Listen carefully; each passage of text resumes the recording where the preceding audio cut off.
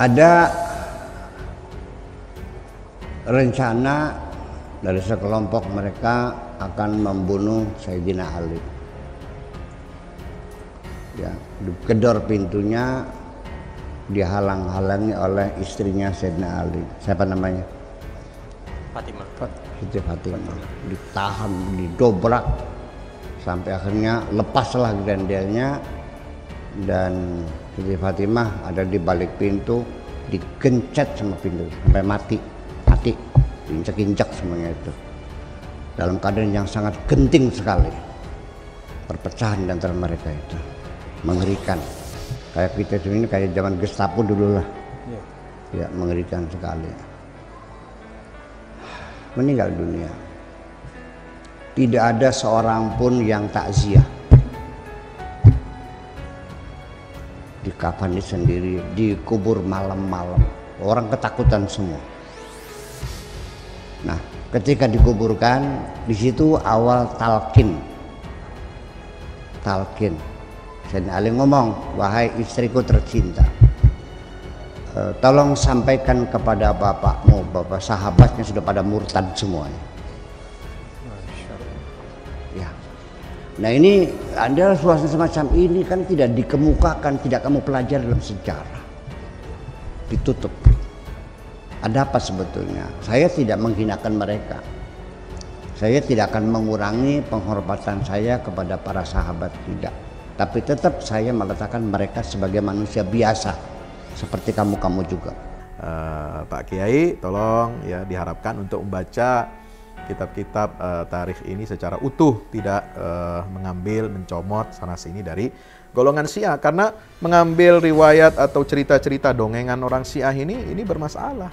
Ini tanpa kita meneliti, tanpa kita menyaring, lalu menyampaikan kepada umat begitu saja, ini berbahaya sekali Pak Kiai. Ya, jadi kita harus sampaikan ini seperti itu, dan sudah banyak yang menulis, ya, membantah tudingan-tudingan seperti itu, dan ini yang harus disampaikan mestinya. Kalau ingin menyampaikan riwayat Syiah itu disertai dengan bantahannya, koreksiannya seperti apa, ya.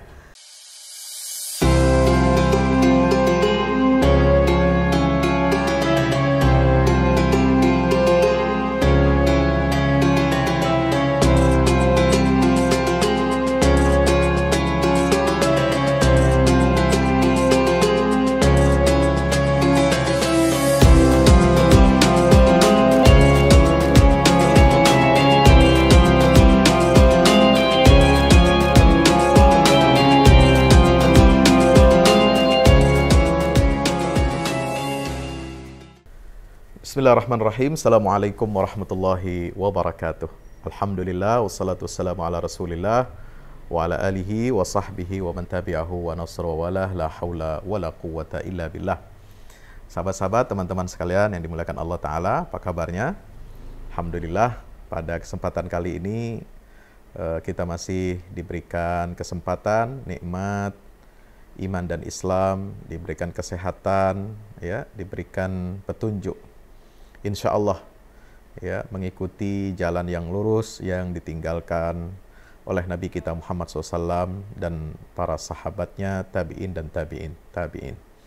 Alhamdulillah, pada kesempatan kali ini saya ingin menanggapi beberapa syubhat yang dilontarkan oleh Buya Syakur, ya, tentang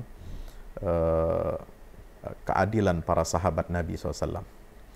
Yang mana tuduhan-tuduhan syubhat ini biasanya dilontarkan oleh orang-orang Syiah. Ya, akidah Syiah, keyakinan Syiah, ideologi mereka ini memang seringkali menyerang, ya, kepribadian, menyerang kesalehan dan keadilannya para sahabat Nabi kita Muhammad SAW. Ya, agak aneh kalau ada ulama yang mengaku sebagai Ahlus Sunnah wal Jamaah tetapi ikut-ikutan menyerang para sahabat Nabi, atau paling tidak menebarkan syubhatnya orang Syiah ke tengah-tengah Ahlus Sunnah wal Jamaah. Ya, apalagi dalam konteks menjelaskan tentang konflik-konflik berdarah dalam sejarah Islam. Ya, dan ini menyeret Khulafaur Rasyidin, ya, sebagaimana yang diasumsikan oleh Syiah Rafidhah, ya menyeret tentang bagaimana penulisan hadis, penulisan sirah nabawiyah, ya, dan sebagainya itu dalam konteks ajaran Islam. Sungguh aneh. Ya, kita akan kupas 3 syubhat, ya, satu persatu. Pertama, Buya Syakur mengatakan bahwasanya, bisa dilihat seperti ini videonya, bahwa dia mengutip ucapan Sayyidina Ali bahwa para sahabat itu murtad. Ya, dia katakan kepada istrinya Fatimah yang sudah meninggal dunia, bersaksilah engkau, ya, beritahukan ayahmu, ya, baginda Rasulullah Muhammad, bahwa para sahabatnya itu telah murtad. Nauzubillah min zalik.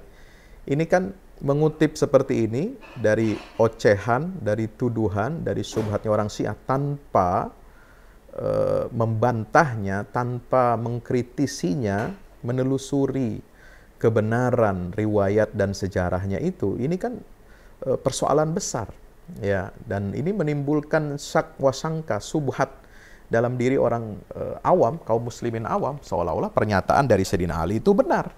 Nauzubillah min zalik.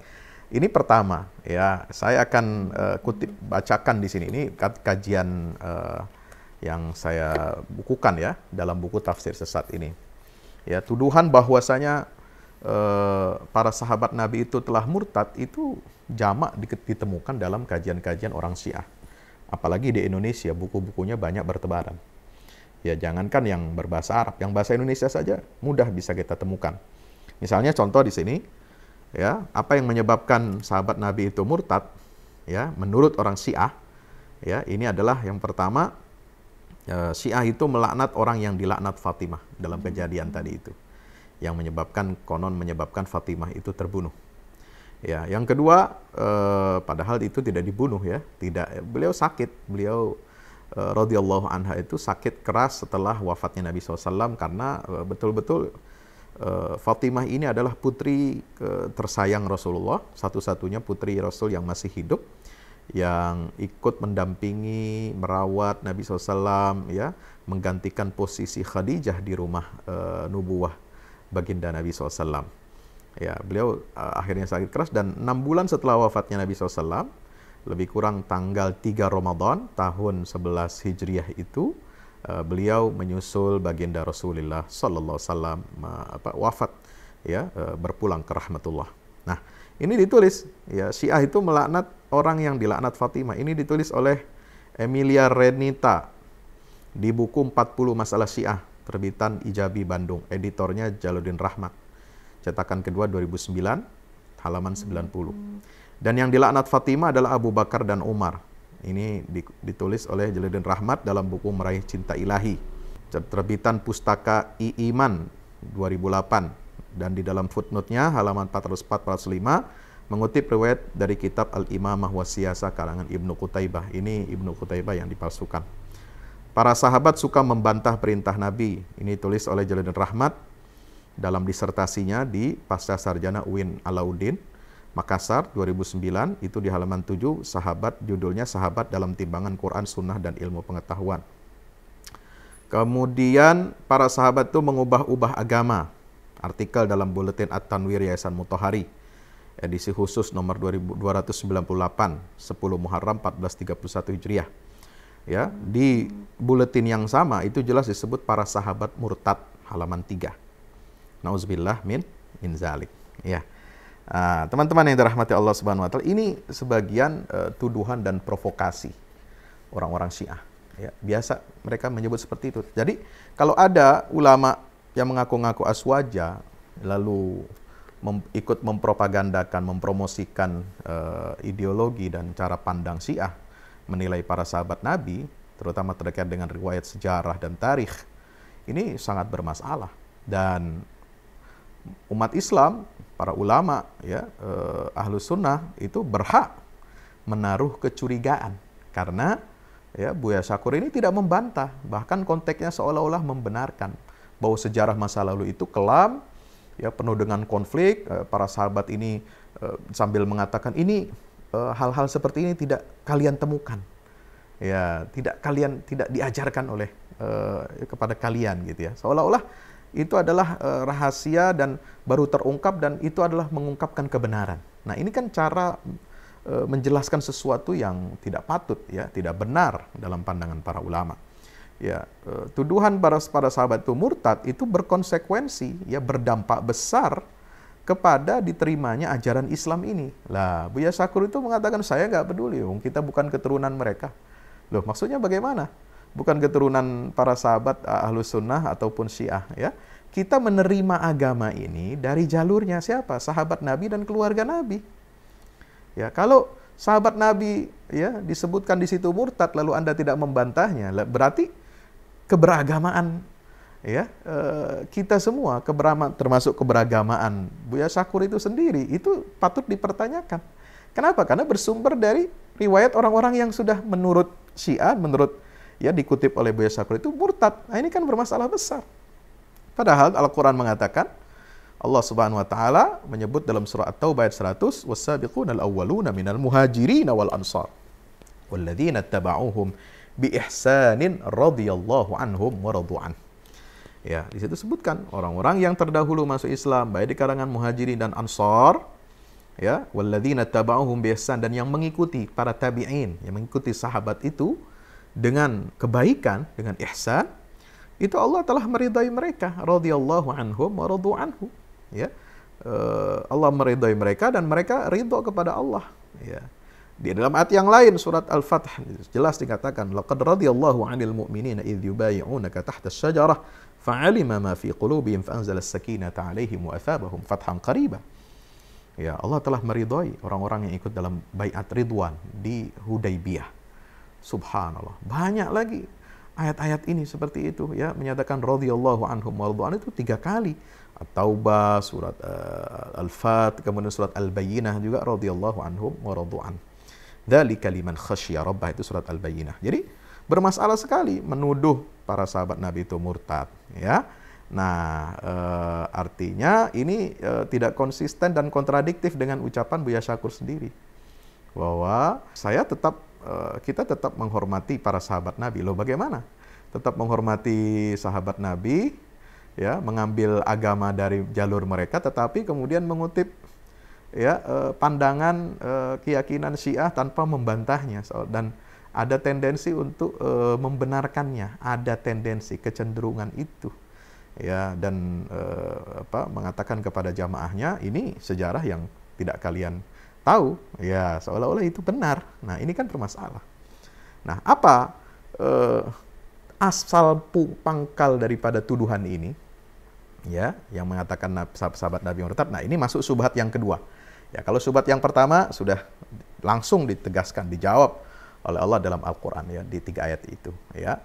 Belum lagi Muhammadur Rasulullah, surat Al-Fath ayat terakhir.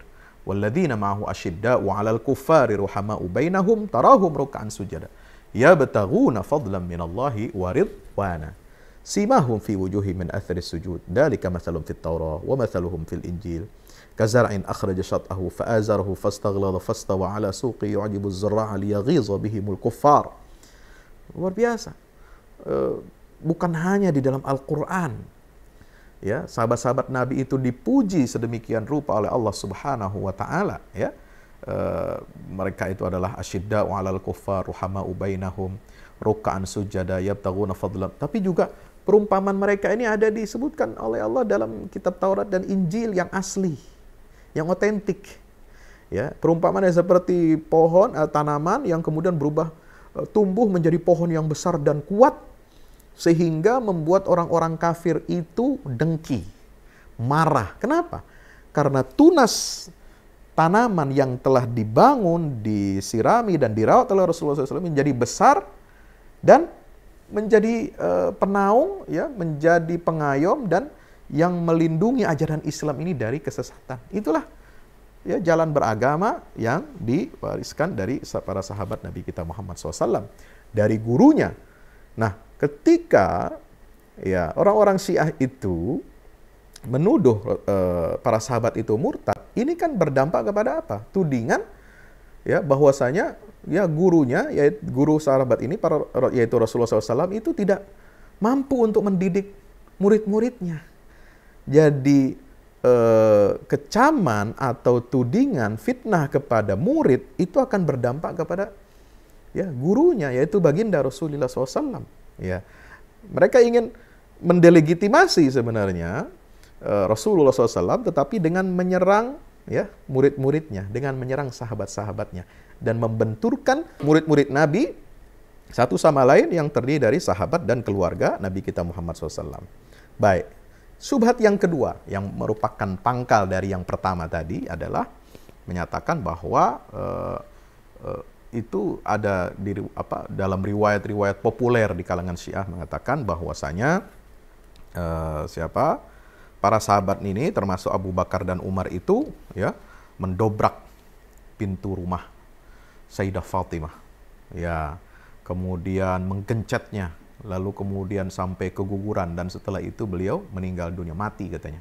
Ya, itu bahasanya Buya Syakur itu begitu, bisa dilihat di video ini, video tadi itu ya, ya sampai mati. Ya, padahal ini faktanya tidak seperti itu. Ya, tidak ada seperti itu, nggak mungkin. Ya, terjadi tindakan barbar, tindakan kejam semacam itu terhadap anak cucu baginda Rasulullah Muhammad SAW, apalagi dilakukan oleh para sahabat-sahabat Nabi yang sangat mengerti tentang kemuliaan dan kedudukan istimewa ya Fatimah, Ali bin Abi Thalib, dan Hasan Husain. Ya, nanti kita lihat tuduhan mereka kepada Abu Hurairah. Saya akan beberkan bagaimana riwayat-riwayat Abu Hurairah itu ya dari Nabi SAW itu yang meriwayatkan tentang keutamaan Ahlul Bait itu adalah Abu Hurairah. Yang meriwayatkannya adalah Abu Bakar, yang ada Umar bin Khattab radhiyallahu anhu. Nggak mungkin mereka melakukan tindakan keji sebagaimana digambarkan oleh orang-orang Syiah ya, dalam kitab-kitab mereka itu terhadap keluarga dekatnya Rasulullah SAW. Ya, apa pangkalnya? Yaitu persoalan tanah Fadak.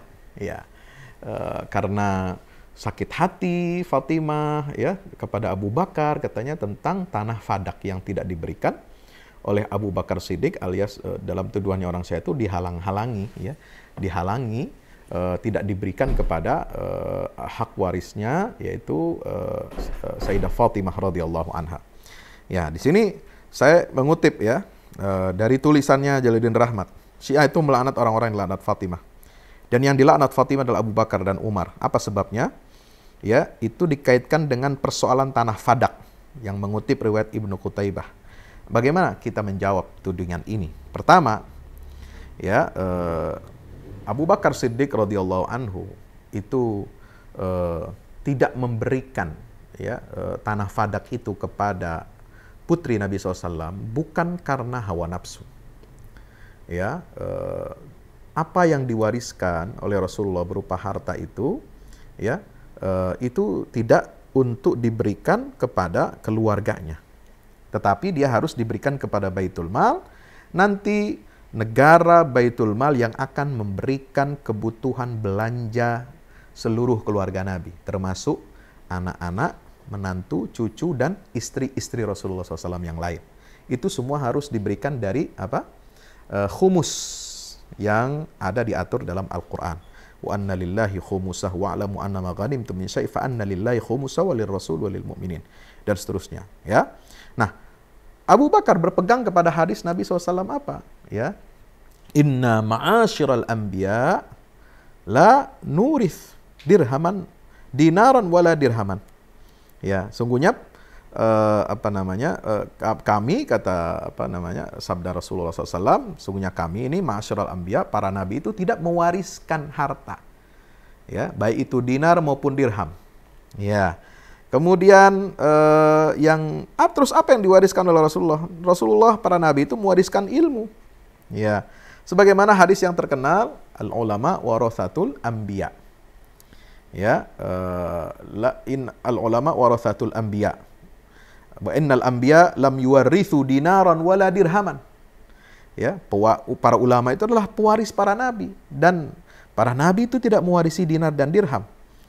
Ya, wa innama warrathul ilm, melainkan mereka itu mewarisi ilmu. Faman akhadhahu akhadha bihazzin wafirin. Ya, siapa yang mengambil darinya, dia telah mengambil bagian yang banyak. Ini hadis yang luar biasa, populer. Ya, dikaitkan dengan sabda Nabi SAW yang diriwayatkan oleh banyak sahabat Rasulullah. Nahnu ma'asyiral anbiya la nuwarrith Ma taraknahu sadaqah. Kami para nabi itu tidak mewarisi harta buat keluarga. Ma taraknahu sadaqah, yang kami tinggalkan, harta yang kami tinggalkan itu semuanya menjadi hak sedekah untuk negara, untuk baitul mal. Nah, bagaimana mengurus belanja itu? Nanti baitul mal yang akan mengaturnya, diberikan haknya sesuai dengan porsi yang diberikan oleh Allah dan Rasulnya kepada keluarga Nabi kita Muhammad SAW. Nah, luar biasanya, uniknya hadis tentang para nabi itu tidak mewarisi dinar dan dirham, tetapi mewarisi ilmu, ya, yang menyebabkan pijakan syar'i dari Khalifah Abu Bakar tidak memberikan tanah fadak kepada Sayyidah Fatimah, itu ya juga diriwayatkan oleh ulama-ulama, ya, oleh orang-orang Syiah. Yaitu apa? Dalam Usulul Kafi, ya, di jilid 1 halaman 34, dalam kitab Biharul Anwar jilid 1 halaman 164, dalam kitab Amalis Saduq halaman 60, kitab Basairud Darajat halaman 3, kitab Thawabul A'mal halaman 131, kitab Awalil La'ali jilid 1 halaman 358. Nah, yang kedua, ketika suami Fatimah, ya, yaitu Sayyidina Ali bin Abi Thalib menjadi khalifah, ketika beliau berkuasa sebagai khalifah yang keempat, ya, ketika beliau berkuasa dalam masalah tanah fadak yang dituntut oleh Fatimah Zahra ini, beliau sendiri, ya, tidak mengubah keputusannya Abu Bakar dan Umar yang merupakan, ya, ijma berdasarkan hadis Rasulullah SAW. Ya, di kitab Syarah Nahjul Balaghah itu dikutip pernyataan Imam Ali, atau Khalifah Ali bin Abi Thalib. Apa pernyataan Khalifah Ali? Sungguh aku malu kepada Allah untuk mengembalikan sesuatu yang telah dicegah oleh Abu Bakar dan dilanjutkan oleh Umar. Ini di Syarah Nahjul Balaghah jilid 16 halaman 252. Ya, astahi, ya, aku malu, kata Sayyidina Ali, minallah untuk mengembalikan sesuatu yang telah dicegah. Jadi beliau tidak mengubah keputusan Abu Bakar dan Umar itu soal tanah fadak, ya. Karena tanah fadak itu menjadi hak negara, dikelola oleh negara. Keuntungannya nanti dibagikan, ya, kepada seluruh keluarga Nabi SAW. Itu peraturannya seperti itu. Jadi ketika beliau menjabat sebagai khalifah, sebagai penguasa, pemimpin, ya, beliau melanjutkan keputusannya Abu Bakar dan Umar, ya. Nah, pengharaman yang ketiga jawabannya dari masalah ini, yang seolah-olah itu menjadi alasan, ya, sahabat Nabi itu memusuhi keluarga Nabi, terutama Fatimah dan Ali bin Abi Thalib, ya, karena persoalan tanah fadak ini. Ini pengharaman harta Rasulullah, harta warisannya Nabi terhadap seluruh keluarga Nabi itu tidak hanya atas Fatimah, tetapi juga mencakup Aisyah dan seluruh istri Nabi, ya. Jadi memang tadi kan disebutkan dalam hadis itu, ma taraknahu sadaqah. Semua harta yang ditinggalkan, ya, kami tinggalkan, itu menjadi sedekah buat negara. Nah, itu juga berlaku bukan hanya kepada Sayyidah Fatimah, tapi juga kepada Aisyah, kepada Saudah, kepada Maimunah bintul Harith, kemudian kepada siapa lagi? Hafsah binti Umar, dan seluruh istri Nabi SAW juga tidak mendapatkan warisan. Ya, mereka mendapatkan santunan belanja dari negara dengan yang telah diatur oleh syariat Islam itu, ya. Nah, itu juga bahkan dikutip oleh ulama Syiah dalam kitab Biharul Anwar jilid 29 halaman 70. Nah, kenapa persoalan tanah fadak ini dibesar-besarkan, ya, oleh orang-orang Syiah, oleh ulama-ulama Syiah untuk menyudutkan Abu Bakar dan Umar serta para sahabat Nabi, apalagi menuduh mereka itu dengan itu semua murtad dan kemudian membantai keluarga Nabi, membunuh Fatimah beserta cucu Rasulullah SAW yang sedang dikandung oleh Fatimah, padahal itu tidak ada berita tentang beliau ini sedang mengandung, itu nggak ada, ya. Itu dibesarkan apa? Itu menurut para ulama Ahlussunnah wal Jamaah, ya, kabar atau berita tentang tanah fadak itu dibesar-besarkan oleh golongan Syiah ini adalah untuk melecehkan Fatimah Az-Zahra sendiri. Bagaimana mereka melecehkan Fatimah? Ya, mereka nggak bisa. Mereka sebenarnya mereka itu benci kepada keluarga Nabi, ingin meruntuhkan derajat dan kredibilitas keluarga Nabi, tapi dengan cara menyerang sahabat. Ya, tapi dampaknya itu akan terbaca ketika, loh, kok Sayyidah Fatimah kok begitu dendam, begitu sakit hati, ya. Kemudian marah, pendengki, ya, sampai melanggar larangan Rasulullah untuk menjauhi orang itu lebih dari 3 hari. Masa Sayyidah Fatimah itu orang yang tamak, rakus dengan harta, pengen harta dunia yang diwariskan oleh Rasulullah. Nah, ini kan satu dampak dari secara psikologis dari tuduhan itu. Ya, ingin menyerang karakter kepribadian Sayyidah Fatimah radhiyallahu anha. Ya, seolah-olah beliau ini seorang pemarah, seorang pendengki, ya. Kemudian juga melanggar larangan Nabi SAW untuk menjauhi orang atau hajru itu lebih dari 3 hari. Nah, yang keempat, ya, bantahan terhadap kisah dongeng-dongeng seputar, ya, permusuhan antara Abu Bakar, Umar, dan Fatimah radhiyallahu anhum ajma'in ini, ya, itu bertentangan dengan fakta-fakta. Ya, faktanya apa di lapangan? Ya, kita lihat.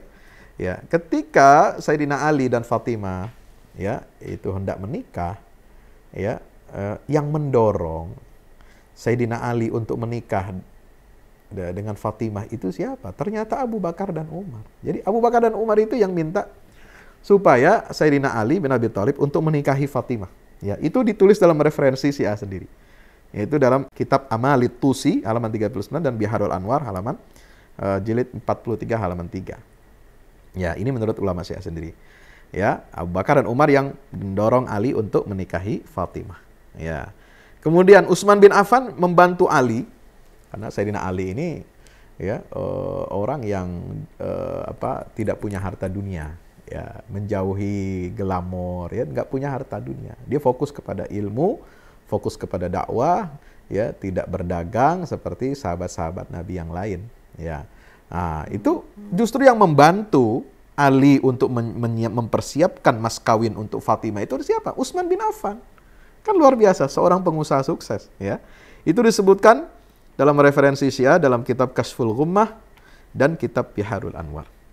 Nabi SAW memerintahkan beberapa sahabat untuk membeli berbagai kebutuhan perkawinan Fatimah dan Ali. Jadi yang menyiapkan logistik, ya, resepsinya, katakanlah seperti walimah, ya, walimah pernikahan itu sahabat-sahabat Nabi, karena saking gembiranya putri satu-satunya Rasulullah yang masih hidup, yang melahirkan cucu untuk Rasulullah itu akan menikah gitu.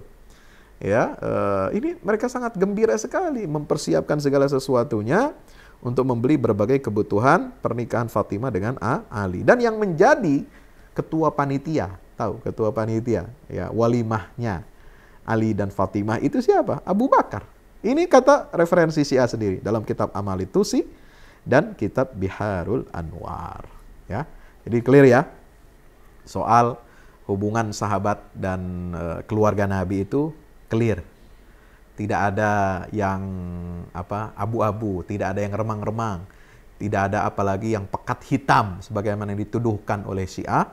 Apalagi riwayat itu disampaikan, dilontarkan oleh seorang kiai yang ngaku sebagai ulama Ahlus Sunnah wal Jamaah atau yang diidentikan dengan Aswajah. Ini kan patut disayangkan, ya. Pak Kiai, tolong, ya, diharapkan untuk membaca kitab-kitab tarikh ini secara utuh, tidak mengambil, mencomot sana sini dari golongan Syiah, karena mengambil riwayat atau cerita-cerita dongengan orang Syiah ini bermasalah. Ini tanpa kita meneliti, tanpa kita menyaring, lalu menyampaikan kepada umat begitu saja, ini berbahaya sekali, Pak Kiai, ya. Jadi kita harus sampaikan ini seperti itu, dan sudah banyak yang menulis, ya, membantah tudingan-tudingan seperti itu, dan ini yang harus disampaikan mestinya. Kalau ingin menyampaikan riwayat Syiah itu disertai dengan bantahannya, koreksiannya seperti apa, ya. Baik, yang ketiga adalah syubhat, ya, tentang Abu Hurairah. Ya, ini biasanya yang menjadi serangan, objek serangan Syiah, golongan liberal, ya, yang anti syariat itu adalah sahabat Abu Hurairah, termasuk juga kalangan orientalis. Ini paling sering menyerang Abu Hurairah, ya, perawi hadis yang terbanyak, katanya 5.000-an hadis, ya, Padahal dia masuk Islamnya belakangan katanya, cuma 4 tahun atau 3 tahun lah bersama Rasulullah SAW. Nah ini kan ingin menimbulkan syubhat, ya, keraguan-raguan terhadap sumber ajaran Islam. Kemudian katanya ya, Abu Hurairah ini adalah ya banyak memalsukan hadis atas nama Rasulullah SAW, ya.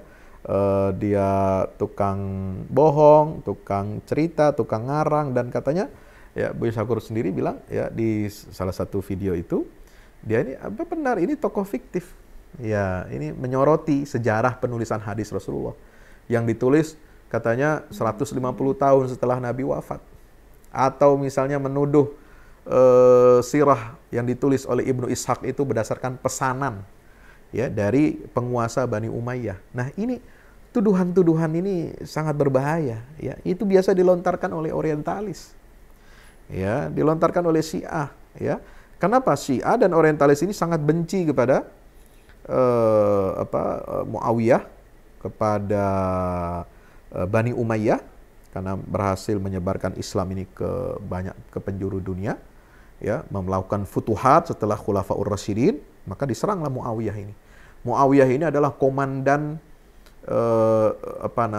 komandan admiral, ya, angkatan laut pertama dalam Islam, yang membangun angkatan laut pertama dalam Islam, sehingga bisa membangun armada angkatan laut pertama yang ingin melakukan futuhat ke Konstantinopel, ya, ke Romawi Timur, ibu kota Romawi Timur.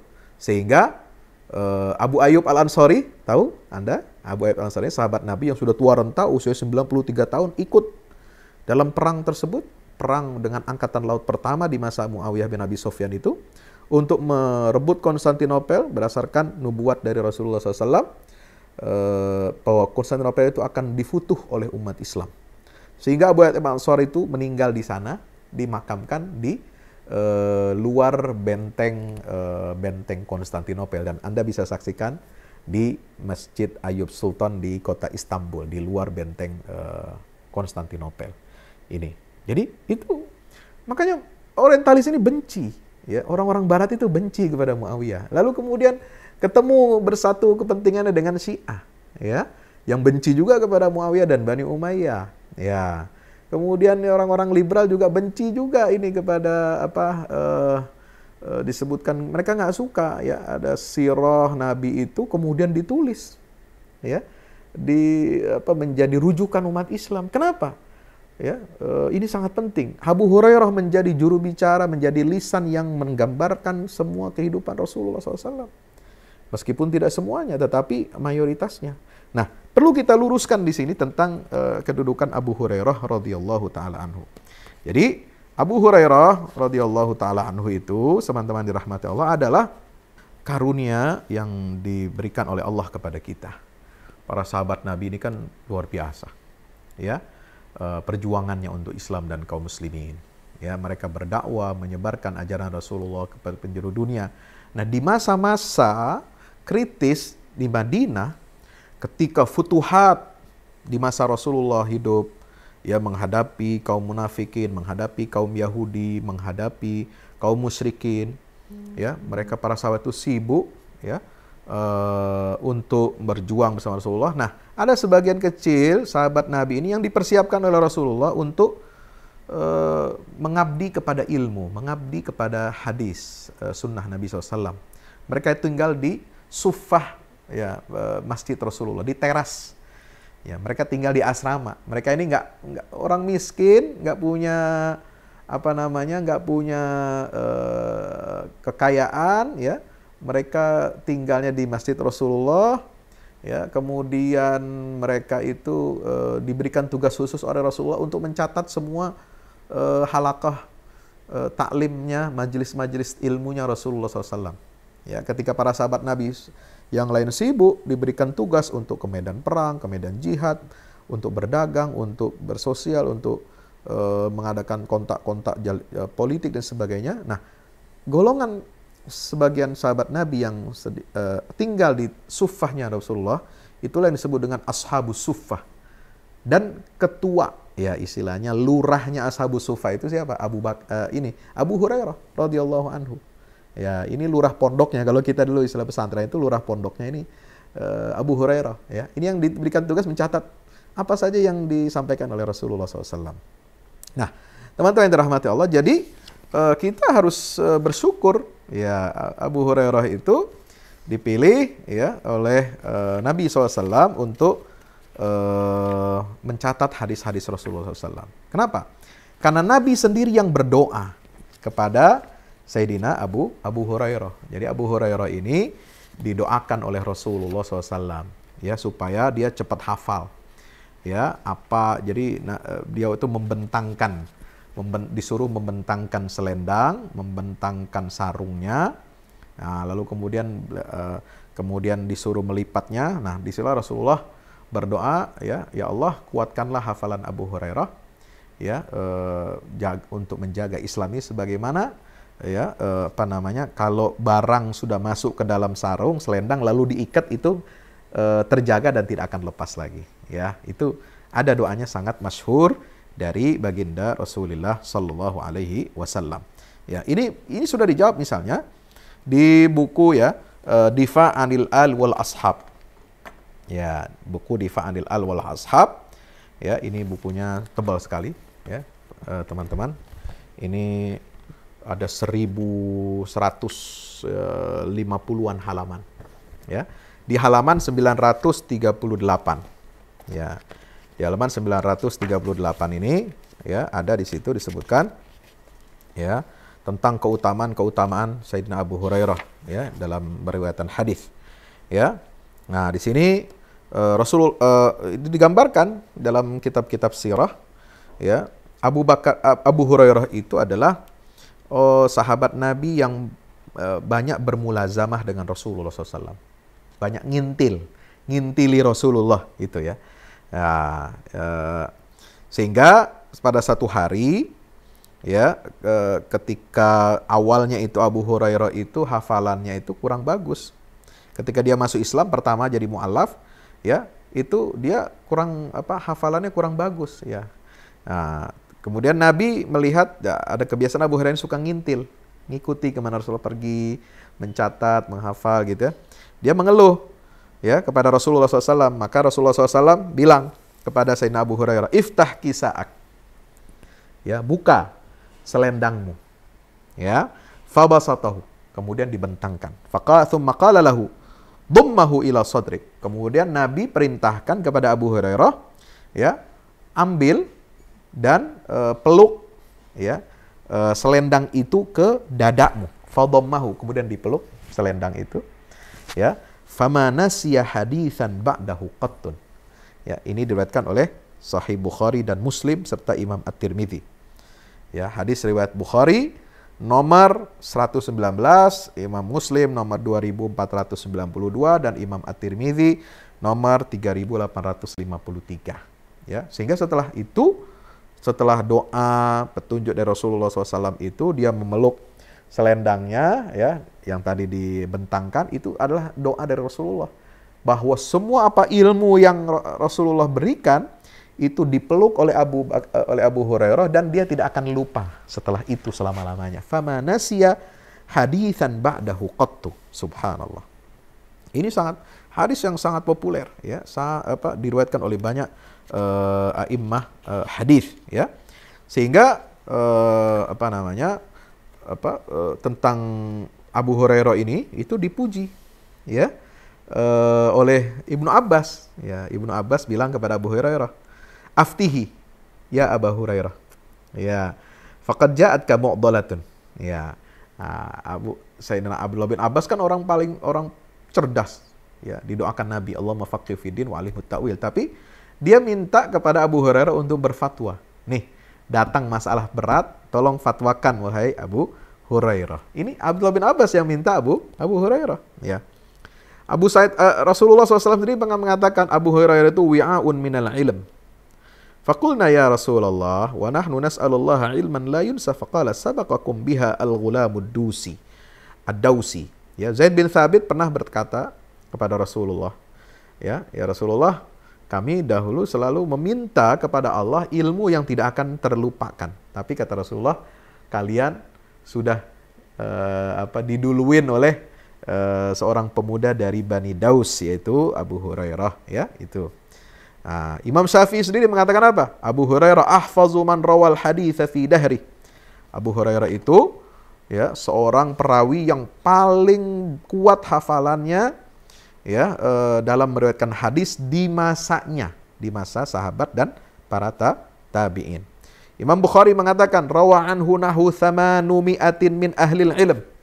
Ya, telah meriwayatkan dari Abu Hurairah, artinya murid-muridnya Abu Hurairah yang mengambil hadis Rasulullah dari Abu Hurairah itu berapa?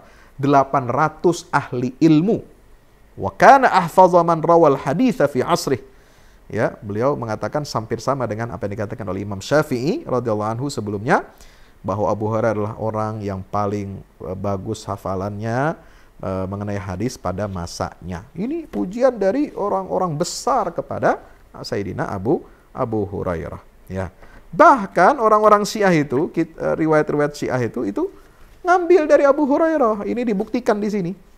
Sanadnya kitab-kitab Syiah itu, ya, sanadnya Syekh Sodok, Syekh Mufid, ya, sanadnya siapa lagi? Al-Karajiki, sanadnya Syekh Tusi itu ngambil dari riwayat siapa? Abu Hurairah, ya. Tujuannya entah motifnya apa, tapi yang penting mereka sendiri, ya, minta mengambil hadisnya itu kepada Abu Hurairah radhiyallahu taala anhu, ya. Entah tujuannya apa, mungkin untuk mendelegitimasi atau untuk menjelekkan atau untuk menisbatkan kepada beliau riwayat-riwayat yang palsu, wallahu a'lam bishawab. Nah, bagaimana dengan, ya, tudingan yang mengatakan dia banyak riwayatnya, ribuan hadis, apa mungkin, ya, meriwayatkan itu semua? Ya, teman-teman yang dirahmati Allah, ya, riwayat-riwayat hadis Abu Hurairah yang ada dalam kutubut tis'ah, ya, seperti Sahih Bukhari, Muslim, Abu Dawud, Tirmidzi, Nasa'i, Ibnu Majah, Muwatta Malik, Musnad Imam Ahmad, Musnad Ad-Darimi dan sebagainya itu memang kelihatannya banyak, 5.000, tapi sebagian besar, ya, 5.000 sekian riwayat hadis dari Abu Hurairah itu juga diriwayatkan dari sahabat-sahabat yang lain. Jadi sahabat Nabi itu, ya, bersamaan dengan Abu Hurairah, ya, itu juga meriwayatkan hal yang sama. Hanya 8 hadis yang betul-betul diriwayatkan hadis itu oleh seorang Abu Hurairah saja. Yang lainnya itu diriwayatkan juga oleh para sahabat yang lain dari Nabi SAW langsung. Nah, yang 8 ini sudah diteliti, ya, dalam kitab ini, Difa' Anil Al wal Ashab, halaman 1076. 8 hadis yang diriwayatkan khusus oleh Abu Hurairah itu adalah di dalam kitab Sunan Tirmidzi, bainama rajulun raqibun baqarah. 1. Yang kedua, hadis qara'a Rasulullah yauma idzin tuhadditsu akhbaraha. Ini nomor 2 dalam kitab Sunan Tirmidzi. Kemudian hadis yang ketiga, atadruna manil muflis. Ini kan terkenal tuh, ya, disampaikan oleh para penceramah. Orang yang merugi itu siapa? Nah, ini dalam riwayat Sahih Muslim, kitab Al-Bir Wassilah. Nah, ini riwayat khusus dari jalur Abu Hurairah. Awwalu man yud'a yaumal qiyamah. Nah, itu nomor 4 hadisnya di Musnad Imam Ahmad. Azallakum syahrun, azallakum syahrukum, tentang bulan Ramadan di Musnad Imam Ahmad. Nah, nomor 5. A'dzarallahu ila mri'in aqrabu ma yakunul 'abdu bainama ayyubu yaghtasil, dalam kitab Sahih Bukhari. Nah, itu. Jadi dari ribuan hadis, ya, riwayat Abu Hurairah, cuma 8 yang betul-betul sendiri Abu Hurairah meriwayatkannya. Yang lain itu para sahabat Nabi juga ikut meriwayatkannya. Nah, Abu Hurairah tidak memusuhi para keluarga Nabi, Ahlul Bait. Buktinya banyak. Hadis tentang kemuliaan Ali, ya, di perang Khaybar. Itu yang meriwayatkan siapa? Abu Hurairah. Hadis tentang doa Nabi, kecintaan Nabi kepada Hasan dan Husain. Siapa yang meriwayatkan? Abu Hurairah. Ya. Jadi ini banyak sekali riwayat tentang kemuliaan Hasan dan Husain, tentang Ali bin Abi Thalib, ya. Itu ternyata diriwayatkan oleh Sayyidina Abu Hurairah. Ini sudah terbukti dalam kitab-kitab hadis. Wallahu a'lam bishawab. Mudah-mudahan menjawab pertanyaan dan kegelisahan, ya, teman-teman semua tentang syubhat yang dilontarkan oleh Buya Syakur ini. Wassalamualaikum warahmatullahi wabarakatuh.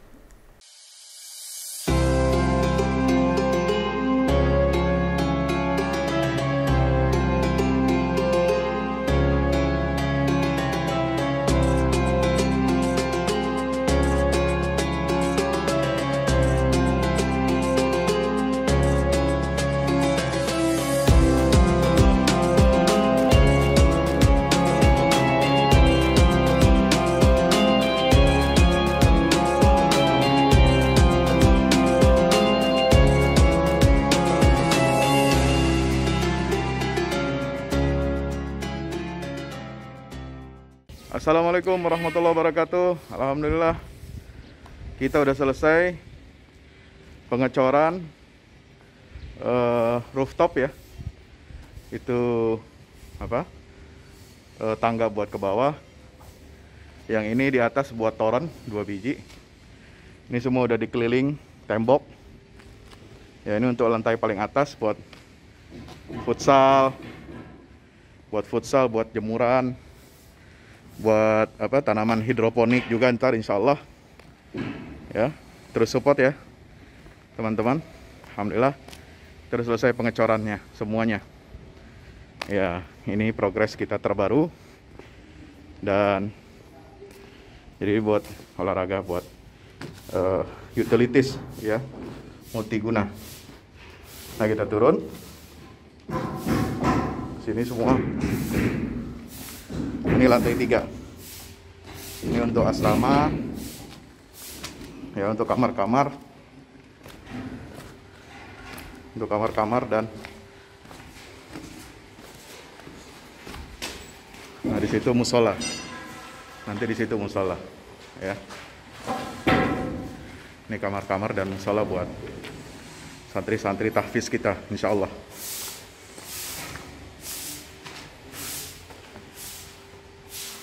Nah, ini lantai 2 kita turun.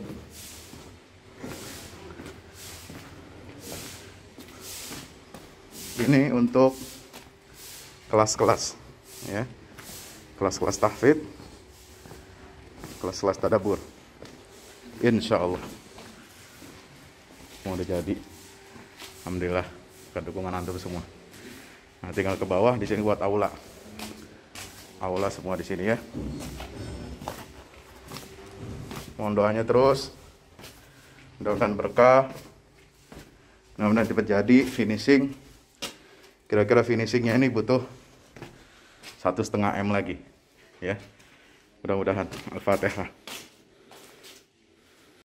Al-Fahmu Institute mempersembahkan serangkaian buku karya Ustadz Fahmi Salim LCMA. Buku pesan-pesan tauhid untuk negeri di masa pandemi. Buku mutiara ilmu-ilmu Al-Quran. Ada diskon 20% untuk buku tafsir sesat 58 esai kritis wacana Islam di Indonesia dan buku kritik terhadap studi Al-Quran kaum liberal. Anda dapat memesannya melalui layanan WhatsApp di nomor 0877 063 7192 dengan format pemesanan ketik nama, alamat lengkap, nomor handphone, dan jumlah buku yang diorder. Ongkos kirim di luar harga buku dan menyesuaikan wilayah dengan paket standar. Lampirkan juga bukti transfer Anda ke rekening BNI Syariah di 0631 748573. Tunggu apa lagi? Pesan sekarang.